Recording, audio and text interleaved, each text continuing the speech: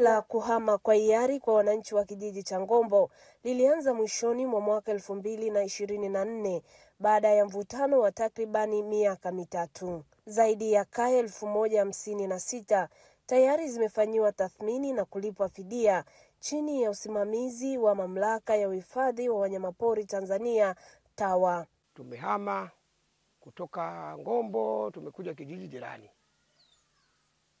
Pesa zangu nimepata.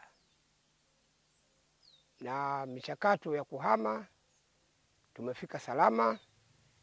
Na wale wenzangu waliokosa pesa, naomba waende kwenye ofisi wa mtendaji wa kata wa kijiji cha Biro. Watapata pesa zao. Wasiwe na hofu. Nimetii amri kutoka uamuzi wa serikali kuhusu uhamisho. Na nimetii amri kwa kipato ambacho nilichokipata. Na nawashauri na wenzangu ambao hawajapata waone ofisi ya kijiji cha Biro. Kwa sasa kaya 58 ndizo ambazo hazijafika kwenye mamlaka kufanyiwa uhakiki ili kulipwa fidia zao. Wale wote ambao walikuwa wanastahili kulipwa fidia na hawapatikani wajitokeze, waje katika kijiji cha Biro.